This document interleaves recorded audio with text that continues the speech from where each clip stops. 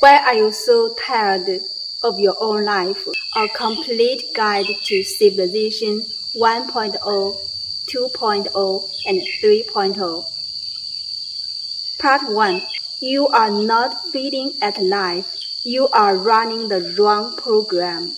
You wake up, check your phone before you even get out of bed, scroll through messages, news, notifications, and somehow, before the day has even started, you already feel behind. You go to work or school or whatever it is you do. You perform, you deliver, you show up, and then you come home, sit on the couch, and feel empty. Not sad, not happy, just running on low. You tell yourself, I just need a vacation or a better job or more money or maybe a different relationship. But here's the thing, you've probably tried some of them already, and the emptiness comes back because the problem isn't your job, it's not your relationship, it's not even you. It's the program you've been handed without anyone asking if you wanted it. Work hard, compete, achieve, consume, repeat. That's not a life, that's a loop. And most of us are running it on autopilot without ever stopping to ask, who wrote this program? And is it actually taking me somewhere I want to go? Today, I want to introduce you to a framework that changed the way I see everything. It's called Civilization 1.0, 2.0, and 3.0. And by the end of this video, you'll see exactly which one you are living in and what it would feel like to step into the next one. Part 2. You don't lack love. You've been loving from fear. Let me ask you something. Think about your closest relationship right now. A partner, a parent, a best friend. When you imagine losing that person, what's the first feeling that comes up? For most people, it's not sadness, it's panic. And that panic is the clue.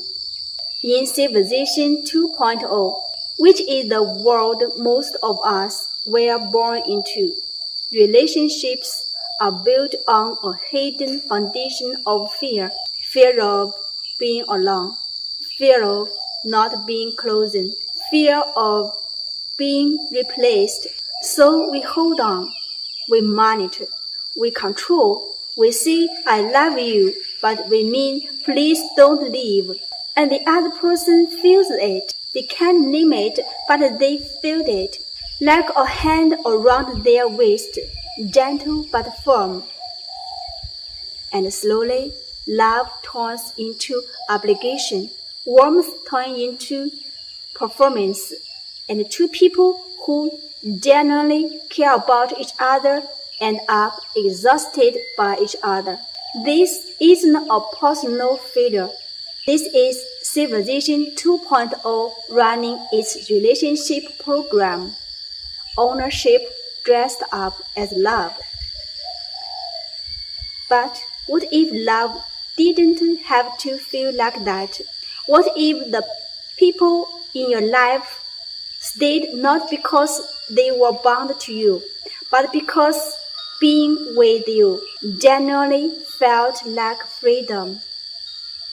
That's what Civilization 3.0 relationships look like. Not bound, not controlled, just real. There are communities around the world already living this way. People who've built shared lives together, without the chains of possession and fear. They called it the second home. And the most surprising thing about it, people don't leave because they don't want to. Part 3. What if people didn't need to be managed because they actually wanted good? Here's a question that might sound naive. What if we didn't need so many rules? I know, your first instinct is probably, are you serious? Without rules, everything falls apart. And that's exactly what Civilization 2.0 has taught us to believe. Control people or they'll chaos. Manage them or they'll slack. Punish them or they won't comply. So we build systems, layers and layers of systems, laws, policies, performance reviews, surveillance cameras, social credit scores, terms and conditions nobody reads. And still, people cheat, people burn out, people disengage, because you can't control behavior, but you can't control the soul. Civilization 3.0 processed something radical. It called holistic natural order, or in Chinese, 混沌管理, 混沌 management. It sounds abstract, but the idea is simple. When people's inner quality genuinely rises, when they are honest, when they are care, when they feel free, order doesn't need to be emerges. Think about a healthy forest. No one tells each tree where to grow. No one manages the ecosystem with a clipboard. And yet, it works. It breathes. It sustains itself. That's what human community looks like when the foundation is trust instead of control. The question isn't, how do we manage people better? The question is, what kind of people do we want to become? Part 4. You don't have to change everything. You just have to stop running the old program on autopilot.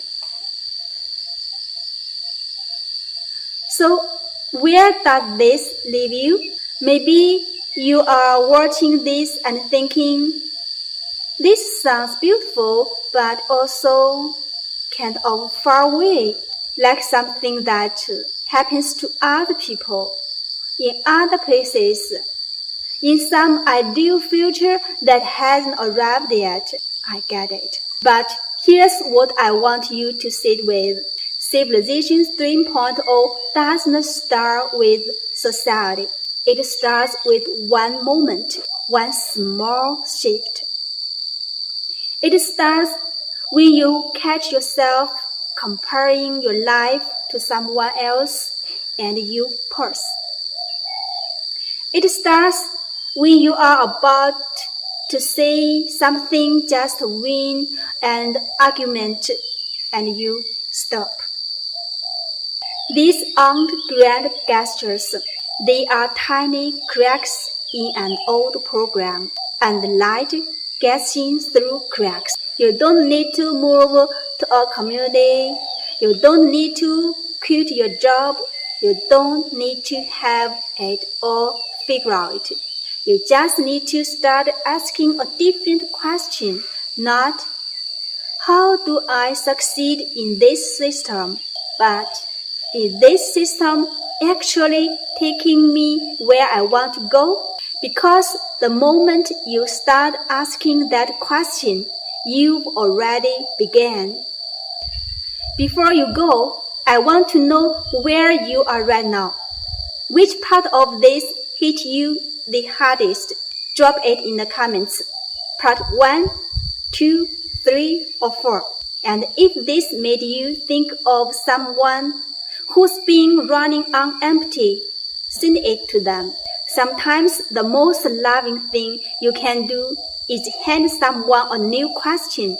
See you in the next one.